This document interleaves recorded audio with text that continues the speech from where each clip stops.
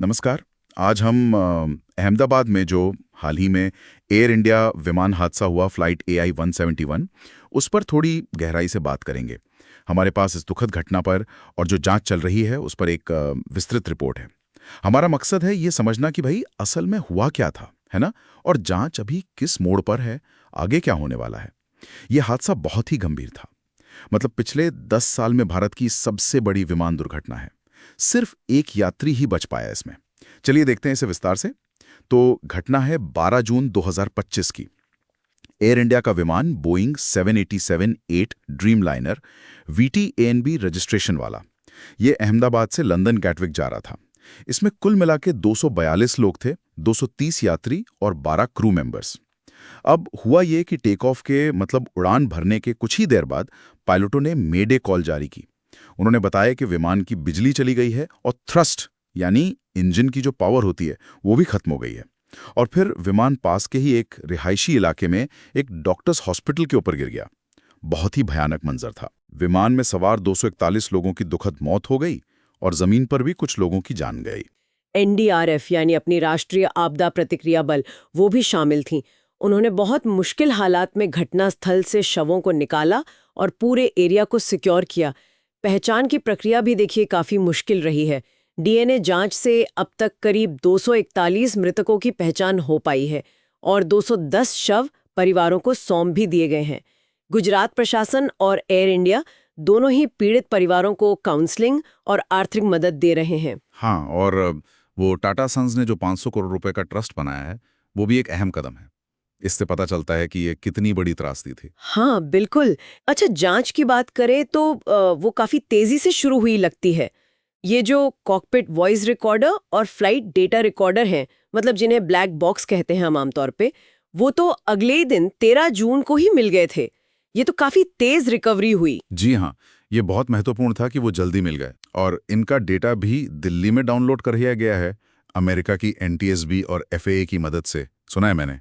बिल्कुल, डेटा सफलतापूर्वक रिट्रीव हो गया है और शुरुआती विश्लेषण में ना रैम एयर टर्बाइन यानी RAT के एक्टिवेट होने के संकेत मिले हैं। अच्छा, RAT, ये तो वो इमरजेंसी पावर सिस्टम होता है ना, जब मेन इंजन या बिजली फेल हो जाए। हाँ बिल्कुल सही। RAT का एक्टिव होना अपने आप में एक बड़ा सुराग है। ये तभी होता है जब विमान की मुख्य बिजली या इंजन पूरी तरह से काम करना बंद कर दे। तो ये इशारा करता है कि हवा में विमान को गंभीर बिजली या थ्रस्ट की समस्या झेलनी पड़ी।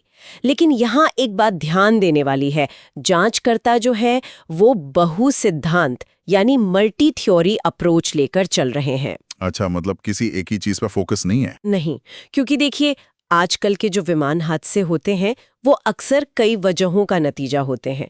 तो वो इंजन की खराबी, इलेक्ट्रिकल सिस्टम का फेल होना, कोई पक्षी टकरा गया हो या फिर पायलट की या प्रोसीजर की कोई गलती हो, इन सभी संभावनाओं पर एक साथ गौर किया जा रहा है। और शायद इसीलिए DGCA ने, मतलब हमारे सिविल एविएशन रेगुलेटर ने, देश के सभी 787 विमानों का ऑडिट शुरू कर दिया है। उनको ग्राउंड करके जांच करने का आदेश दिया है। हाँ, ये एक बहुत जरूरी एहतियाती कदम है।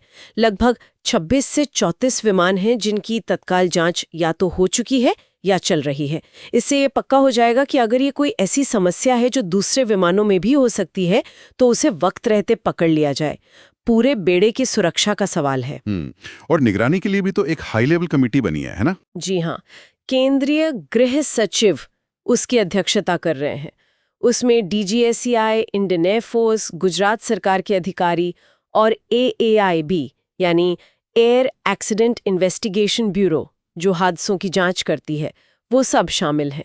ये कमेटी देखेगी कि हादसे के असल कारण क्या थे, बचाव कार्य वगैरह कितना प्रभावी रहा और जो स्टैंडर्ड ऑपरेटिंग प्रोसीजर्स हैं उनमें कोई कमी तो नहीं थी।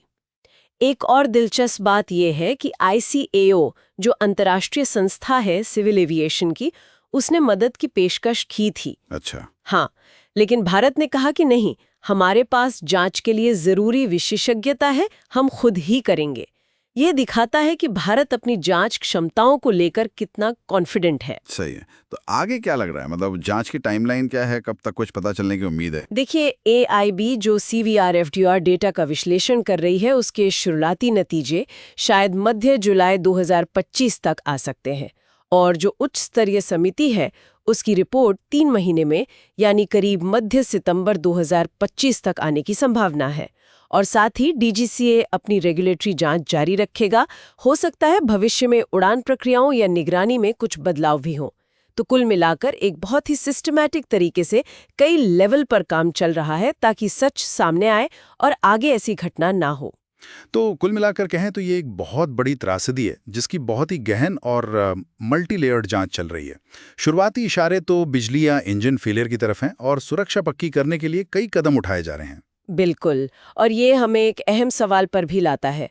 चूंकि जांच कई संभावित कारणों को देख रही है, चाहे वो तकनीकी हो, मानवीय हो या प्रक्रियात्मक हो, तो क्या इस खास विमान के प्रकार की समस्या से हटकर हम एविएशन सेफ्टी प्रोटोकॉल के बारे में कुछ बड़े सिस्टमैटिक सबक सीख सकते हैं? ये भविष्य की सुरक्षा के लिए सोचने वाली बात होगी।